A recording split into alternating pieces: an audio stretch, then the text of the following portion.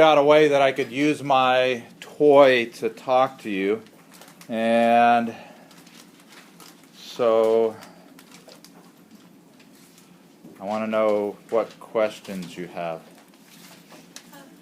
You have any questions? Absolutely none. I told some of you to ask me questions yesterday in lab, right? You just still don't have any questions? I think I told half of you yesterday in lab to ask me questions.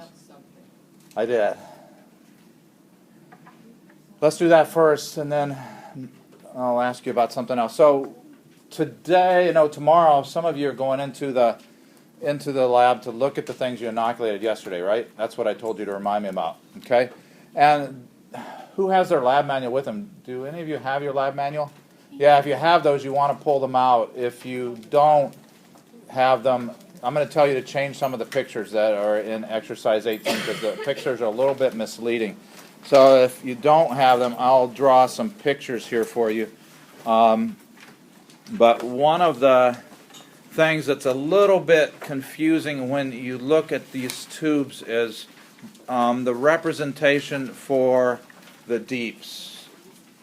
Let's turn to exercise 18. It's page 17. And that first part of the panel there has got two pictures of the deeps. And just for those of you that don't have your test tube or your book, it looks something like this. Your lab manual. On page 117, there's nice pictures on 117 of what all of those growth forms are going to look like. Everybody that's got their lab manual, turn to 117. I'm okay. So there's two pictures of tubes that are supposed to be deeps. And remember, you were supposed to take the needle and do a stab line down through those deeps, right? And what did I tell you that the growth would look like on the tubes? Yeah, you'd see beads along the stab line, and there's two possibilities. One's going to be anaerobic, and the other's going to be aerobic, if I can write. And what's the difference? What do you expect to see the difference between those two? They're all going to grow right along the stab line. Where's the anaerobic going to grow?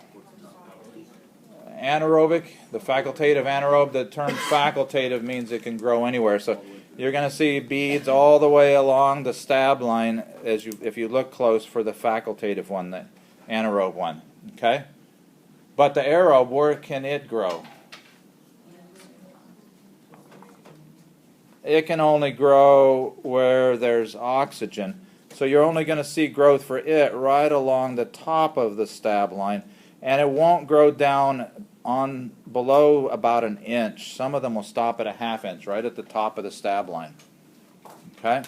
So I know you can't see that real well, but you'll have growth right up here. Now it wants to do something else. Growth up right here for the aerobic one. That's the difference. So just ignore all of those dots that are on that picture.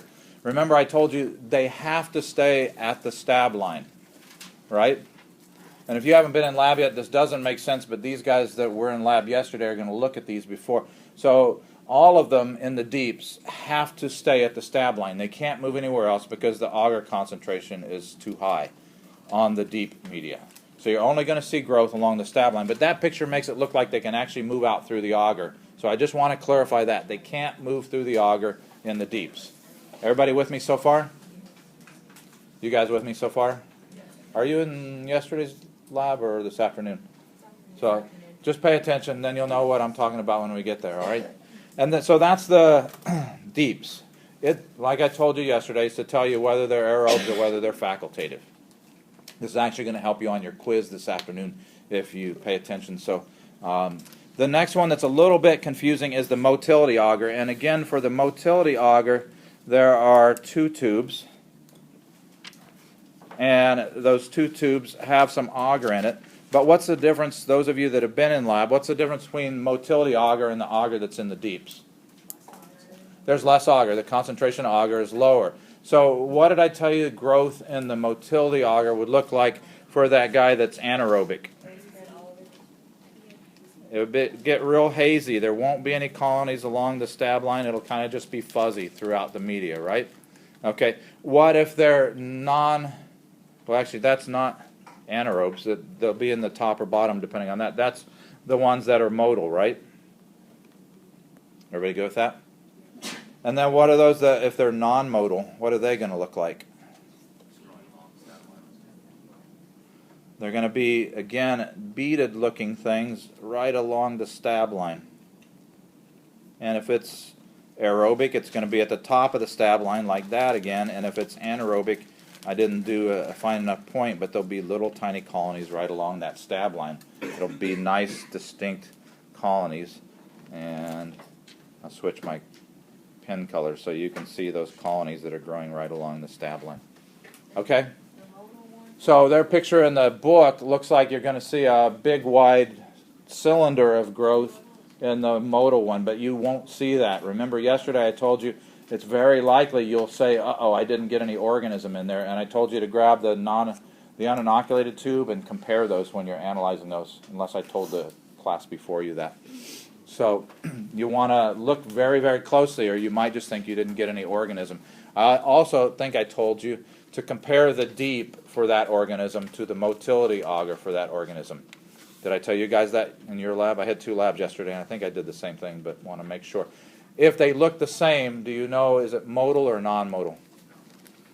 Non-motile. If the deep and the motility test auger look the same, it's non-motile. If they don't look the same, then it's motile. And you should be able to see bacteria diffusing through. Did you guys already look at them this morning?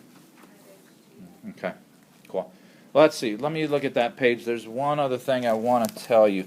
The others are pretty much somewhat subjective, but down on the bottom for the growth on the slant, the center two, always students ask me, what's the difference between beaded and effuse? And beaded is typically a more regular pattern, and effuse is kind of a scattered random pattern, and that's the main difference between those guys. And up on the broth, you can have combinations. You might see one that makes a pellicle and some turbidity. So record both of those observations that you see, or as many as you do see. The one thing you need to be careful about, one of the organisms does make a pellicle. And if your lab partner went in and looked at it first and they jostled the tube too much, that pellicle actually can drop down into the media instead of saying floated up on top, and then you might misread that one. So you need to, that's why I told you if you look at it before your lab partner, you need to leave them a note that says, I already observed these, please discard them. That also tells you they may not look the same once they looked at them. Okay, so that's the majority of what you need. The only other thing I need to tell you is that in that figure on 117, that big block of colony morphology descriptions is way too much to fit into the table that you're turning in on page 119. Did I tell you to use the very last page to include all of those descriptions for your colonies? Then do that.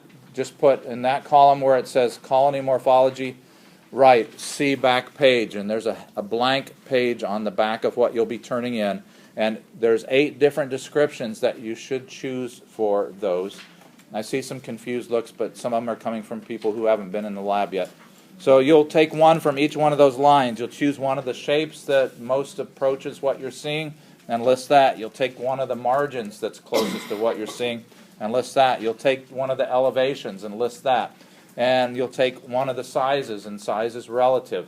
There are a couple that make pinpoint colonies. There are a couple that make large colonies. And everything else will be in between. You decide what those are. And you'll use pretty much one from each one of those lists. I'm sure I told you this. You want to write as much description as you can imagine to write, because when you're doing your unknowns, you're going to have these pages back, and these organisms are 5 of the 12 organisms that you'll be looking at. If you've described them very well, you may immediately recognize the organisms that are in your tube based on the descriptions that you made in this exercise. So you don't have to limit yourself to those descriptions. In fact, most semesters I encourage students to actually open the plate and gently take a nice whiff. They each have their own beautiful fragrance. Don't snuff it up your nose, but take a gentle whiff, and each one of them has a distinct fragrance, and when they're mixed together on a plate, you're going to ask me if it's good. You're going to see me sometimes do it. I'm going to open it because I think I see both. I want to see if I smell both, and then I'll know that they're both in there and what you've got. So, but don't rub it on your nose, because some of these guys won't be so good if you get them up your noses. They don't smell that good. Okay, any other questions for those of you guys that were in there yesterday that you have? The rest of you that were looking confused, you get to come in on Saturday to look at yours. So we'll talk about that this afternoon.